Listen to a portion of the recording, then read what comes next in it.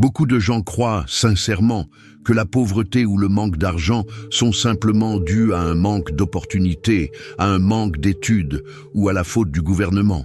On nous a appris que l'équation est simple, travaillez dur et vous réussirez.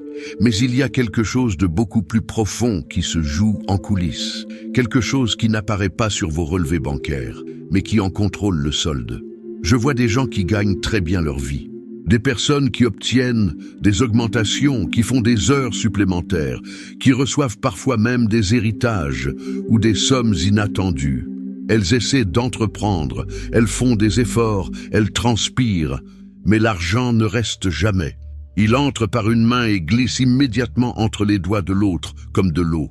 Écoutez-moi bien. Quand un schéma négatif se répète dans votre vie pendant des années, malgré tous vos efforts physiques et intellectuels, cela cesse d'être un problème purement financier. Cela devient un problème structurel. Et les structures, mes amis, appartiennent au domaine spirituel. Aujourd'hui, je vais briser une illusion. Je vais vous montrer ce qui se cache derrière ce cycle et pourquoi, pour certaines personnes, gagner plus d'argent ne résoudra jamais le problème de la pauvreté tant que la racine spirituelle n'est pas traitée. Je ne suis pas ici pour vous motiver. Je suis ici pour vous donner les clés de la libération. Dans cette vidéo, nous allons descendre en profondeur. Vous allez comprendre ce qu'est réellement une malédiction financière sans tomber dans le mysticisme inutile, mais en regardant la réalité spirituelle en face. Nous allons décortiquer le cycle invisible qui vous fait passer de l'espoir à la frustration. Nous allons voir comment le monde moderne déguise ses chaînes en habitudes et en divertissement. Et surtout, je vais vous donner les principes d'intelligence spirituelle pour fermer ces portes, afin que votre travail porte enfin ses fruits et que la bénédiction de Dieu puisse s'installer durablement. Avant d'entrer dans ce contenu dense, j'aimerais que vous posiez un acte simple. Cliquez sur le bouton « J'aime ». Ce n'est pas pour moi, c'est pour signaler que vous êtes prêt à recevoir cet enseignement. Et j'aimerais savoir qui est avec nous aujourd'hui. Dites-moi dans les commentaires depuis quelle ville ou quel pays nous regardez-vous.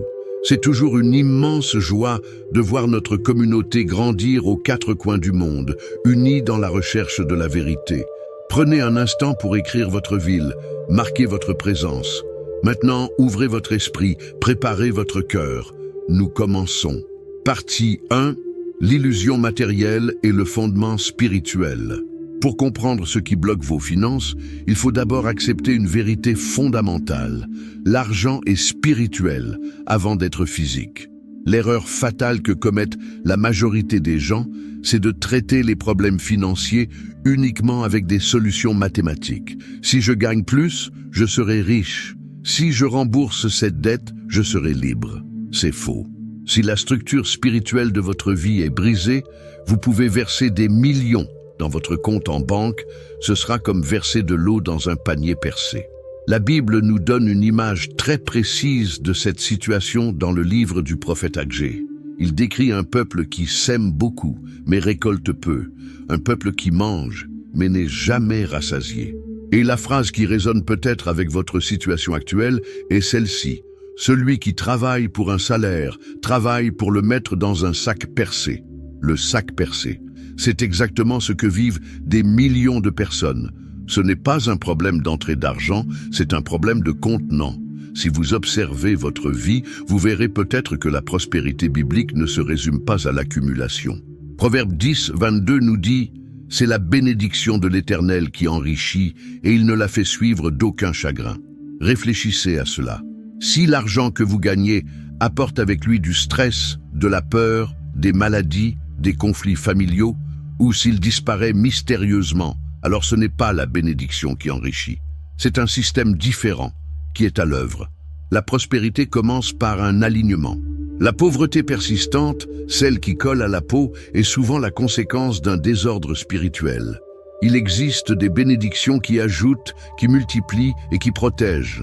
Mais il existe aussi des poids invisibles, des décrets dans le monde spirituel qui drainent vos ressources. Ce que je vais vous enseigner aujourd'hui, c'est comment identifier si votre sac est percé et surtout, comment le réparer. Partie 2. Qu'est-ce qu'une malédiction financière? La légalité. Quand j'utilise le mot malédiction, je sais que cela peut faire peur. ou sembler sortir d'un film. Mais nous devons parler avec maturité. Je ne parle pas ici d'un vieux sorcier qui jette de la poudre sur votre photo, bien que cela existe. Je parle de quelque chose de beaucoup plus technique. Je parle de l'égalité spirituelle. Le monde spirituel est un tribunal. Il fonctionne sur la base de lois, de droits et de décrets. Une malédiction financière n'est rien d'autre qu'une autorisation légale que l'ennemi possède pour toucher à vos ressources. D'où vient cette autorisation? Elle ne tombe pas du ciel par hasard. Elle peut naître d'alliances que vous avez faites consciemment ou non. Elle peut venir de paroles qui ont été prononcées sur vous ou par vous. Elle peut être héritée. C'est ce qu'on appelle les iniquités générationnelles. Regardez l'histoire de votre famille. Votre grand-père a-t-il perdu toute sa fortune? Votre père a-t-il lutté toute sa vie pour finir endetté? Et aujourd'hui, sentez-vous que vous combattez exactement les mêmes démons financiers? Ce n'est pas une coïncidence génétique. C'est un schéma spirituel. Il y a des objets, des pratiques ou des environnements qui sont chargés spirituellement. Lorsque vous introduisez certaines choses chez vous, ou lorsque vous maintenez certaines habitudes, vous donnez le droit légal à la disette de s'installer. Il est crucial de comprendre que l'ennemi ne peut pas voler ce qui est protégé par Dieu sans une brèche. Si le voleur entre, c'est qu'une porte ou une fenêtre a été laissée ouverte. Une malédiction, c'est simplement la conséquence d'une porte restée ouverte trop longtemps dans le domaine de l'esprit. Partie 3. Le cycle invisible de l'échec. Comment cela se manifeste-t-il concrètement dans votre vie de tous les jours? Le monde des ténèbres opère par cycle. C'est une stratégie d'usure. Observez si vous vous reconnaissez dans ce scénario, car il est la signature classique d'un blocage spirituel, la phase d'espoir. Vous commencez un nouveau projet, vous obtenez un nouveau travail, ou vous avez une idée géniale. Vous êtes motivé. Tout semble s'aligner. L'amorçage. L'argent commence à rentrer. Vous commencez à faire des projets, vous respirez un peu mieux. Le coup d'arrêt soudain, c'est là que le cycle frappe. Au moment précis où vous alliez passer un cap, quelque chose arrive. Une dépense totalement inattendue. La voiture tombe en panne, une amende surgit de nulle part, un appareil électroménager explose ou pire, une maladie soudaine dans la famille qui nécessite des frais.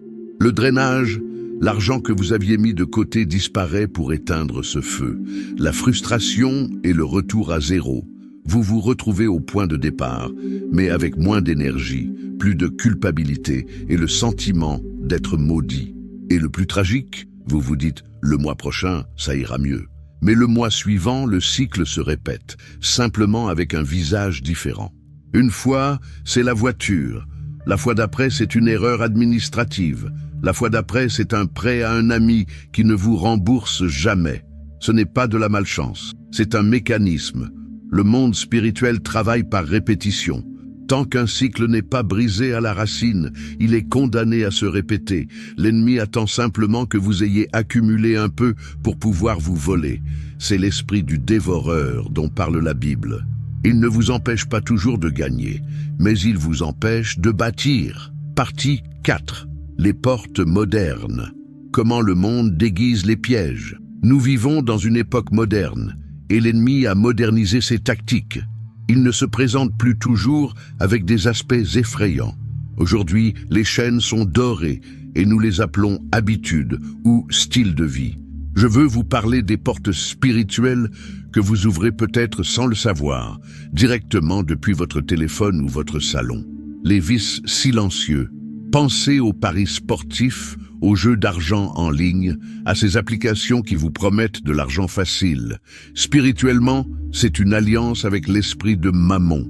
Vous dites à l'univers spirituel « Je ne compte pas sur la providence divine, ni sur le fruit de mon travail, je compte sur la chance et le hasard. » C'est une porte géante ouverte à la pauvreté, la consommation émotionnelle, achetée pour combler un vide.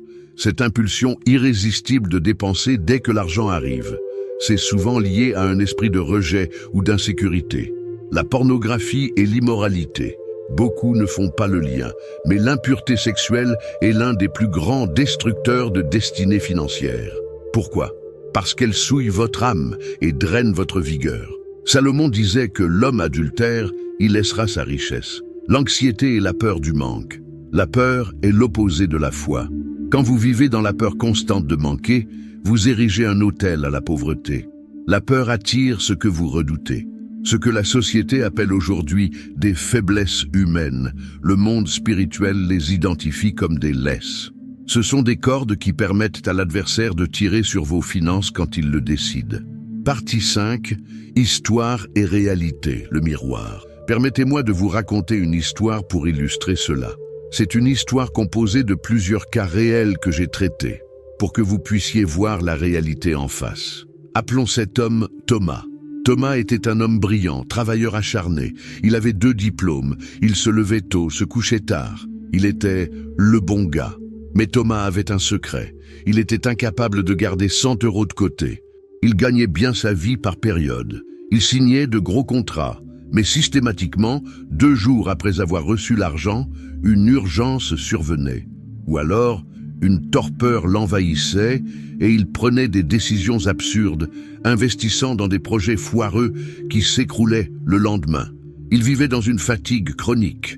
Il sentait comme un poids sur ses épaules, littéralement. Thomas a tout essayé. Les coachs en finance, les tableaux Excel, travailler plus. Rien ne changeait. Un jour, Thomas est venu chercher de l'aide, non pas pour ses finances, mais parce qu'il n'en pouvait plus spirituellement. En analysant sa vie, nous avons découvert quelque chose.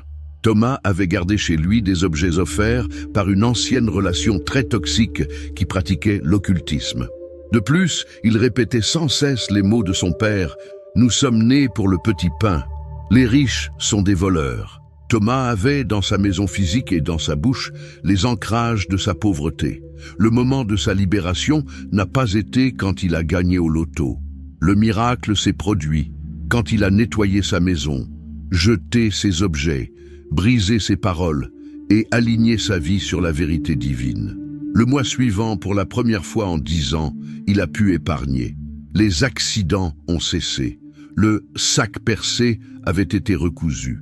Ce n'était pas de la magie, c'était de l'ordre divin rétabli. Partie 6. Le discernement et les clés de la rupture. Comment savoir si votre problème est spirituel ? Le discernement spirituel, ce n'est pas voir des démons partout, c'est reconnaître les modèles. Voici les signes qui ne trompent pas. L'argent entre mais s'évapore sans laisser de traces ni de plaisir. Une sensation constante de retard, comme si vous couriez toujours après le temps et l'argent. Des opportunités qui semblent parfaites, mais qui cassent toujours au dernier moment, inexplicablement. Un sentiment de culpabilité ou de peur dès que vous avez de l'argent sur votre compte. La répétition exacte de l'histoire financière de vos parents. Si vous cochez ces cases, arrêtez de lutter avec la force de vos bras. Il faut passer à la stratégie spirituelle. L'intelligence spirituelle, c'est savoir fermer les portes. Alors, comment briser ce cycle ? Premièrement, l'assainissement. Faites le tour de votre maison. Qu'est-ce qui s'y trouve? Y a-t-il des objets suspects, des cadeaux d'anciennes alliances impures, des choses volées? Dieu n'habite pas dans le désordre. Mettez de l'ordre physiquement et spirituellement. Deuxièmement, la puissance de la bouche. La mort et la vie sont au pouvoir de la langue. Arrêtez de dire « je suis fauché »,« je ne m'en sortirai jamais ». L'argent, c'est le diable. En disant cela, vous signez votre propre arrêt de mort financière. Commencez à déclarer la provision, la sagesse et la capacité. Troisièmement, rompre les alliances. Vous devez rejeter consciemment, par la prière, les héritages de misère de votre lignée. Vous avez le droit, par l'autorité spirituelle, de dire « cela s'arrête avec moi ». La véritable délivrance ne commence pas par des cris, elle commence par une prise de conscience. Quand vous comprenez comment le voleur entre, vous changez les serrures. C'est cela. Gouverner sa vie. Partie 7. Le danger des fausses solutions.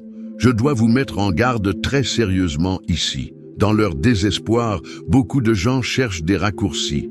Ils vont voir des marabouts, des voyants, ou ils achètent des poudres de chance, des talismans. Ils font des rituels de prospérité douteux trouvés sur Internet. Écoutez-moi, c'est un piège mortel. Tout ce qui vous promet un gain sans alignement avec Dieu vous le fera payer au centuple plus tard. Le diable ne donne rien, il fait du troc. Il peut vous donner un peu d'argent aujourd'hui, mais il prendra la paix de votre foyer, la santé de vos enfants ou votre salut demain. Ne cherchez pas la facilité. La bénédiction de Dieu ne se trafique pas. Ne remplacez pas une malédiction par une chaîne encore plus lourde. Restez sur le chemin de la vérité. Partie 8. Le chemin de la restauration et prière d'autorité. La bonne nouvelle, et c'est la raison pour laquelle je fais cette vidéo, c'est que la restauration est possible. Il n'y a pas de fatalité en Dieu. Peu importe depuis combien de temps votre famille souffre, les cycles peuvent être brisés. Les esprits peuvent être chassés, la mentalité peut être renouvelée, mais cela exige de la vérité, de la constance et de la foi. Si vous avez reconnu votre vie dans mes paroles, ne ressentez aucune honte. La honte est une arme pour vous garder dans l'ombre. Ressentez de l'espoir, car si le diagnostic est posé, le remède peut être appliqué. Je veux maintenant prier pour vous. Je ne veux pas faire une petite prière timide, je veux faire une prière d'alignement et de combat pour sceller cet enseignement dans votre esprit et commencer le travail de libération. Là où vous êtes, si vous le pouvez, fermez les yeux un instant. Posez la main sur votre cœur. Connectez-vous à cette parole. Seigneur Dieu, créateur de toutes choses, toi à qui appartiennent l'or et l'argent, nous nous présentons devant toi aujourd'hui, en toute humilité. Je présente chaque personne qui écoute cette voix et qui se sent épuisée par ces cycles d'échecs. Seigneur, nous apportons ta lumière sur ces ténèbres financières. Au nom puissant de Jésus, nous venons briser maintenant toute l'égalité que l'ennemi a utilisée contre ces vies. Nous renonçons aux alliances de pauvreté. Nous renonçons aux paroles de malédiction prononcées par nous-mêmes ou par nos ancêtres. Nous ordonnons que le sac percé soit recousu par ta grâce, que tout esprit de dévoreur, tout esprit de gaspillage, tout cycle de perte soit arrêté net maintenant. Je déclare le discernement sur ton peuple.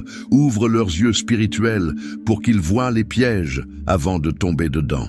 Que l'argent cesse d'être une source de douleur pour devenir un outil de bénédiction pour leur famille et pour ton royaume. Nous proclamons la restauration, l'ordre divin et la sagesse. Que la paix revienne dans les foyers. Au nom de Jésus, Amen. Respirez profondément. La liberté commence de l'intérieur. Si vous avez senti quelque chose bouger en vous, c'est que votre esprit a reçu la vérité. Vous n'êtes pas condamné à l'échec. Vous êtes appelé à la domination et à la gestion sage. Je veux que nous fassions une déclaration publique de victoire. L'écriture est une forme d'engagement. Dans les commentaires, je veux que vous écriviez une phrase puissante pour marquer votre territoire spirituel aujourd'hui. Écrivez ceci: je brise le cycle de la pauvreté et je récupère ma paix. Écrivez-le avec foi. Utilisez aussi cet espace pour encourager les autres. Si vous avez un témoignage, racontez-le. Votre histoire peut être la clé qui libérera quelqu'un d'autre qui lit les commentaires en ce moment même. Soyez une lumière.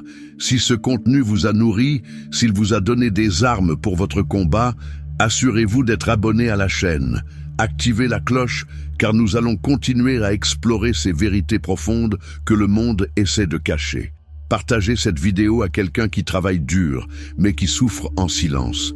Vous pouvez être l'instrument de sa délivrance.